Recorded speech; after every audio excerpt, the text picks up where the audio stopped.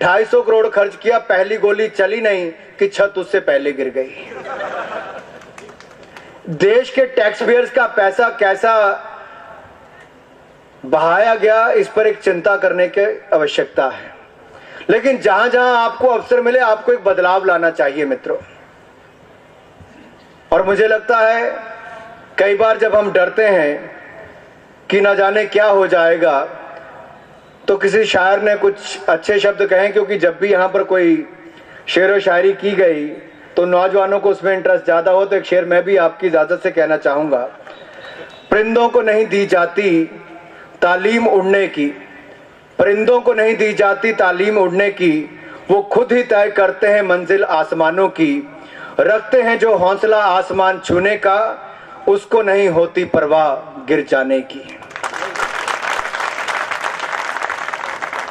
मित्रों, एजुकेशन के बाद एम्प्लॉयमेंट की जब बात करते हैं, बार बार देश में कहा जाता है, चिदम्बरम जी ने अभी कहा, जो हमारे फाइनेंस मिनिस्टर हैं, कि मोदी देश को कैसे चलाएंगे, वो अर्थशास्त्री नहीं है।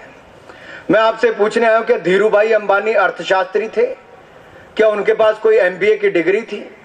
इस देश के जितने बड़े से बड़े उद्योगपति हुए, उनके पास किसी के पास MBA की डिग्री नहीं थी, लेकिन एक दृढ़ संकल्प था, एक सोच थी, एक विचार था, और उस मंजिल को प्राप्त करने के लिए वो लगातार चलते गए।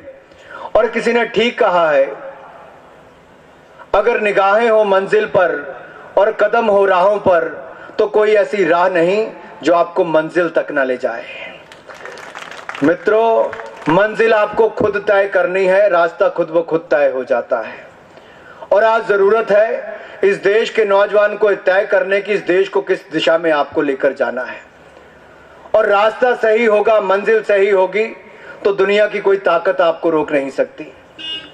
अटल बिहारी वाजपेयी कोई अर्थशास्त्री नहीं थे, लेकिन जब उनको 4% पर when he took over, the GDP was at 4%, but when he left the government, the GDP was at 8.5%. Look, the economist Prime Minister took over, Mr. Manmohan Singh, a renowned economist. What is the state of economy today? It has come down from 8.5% to 4%.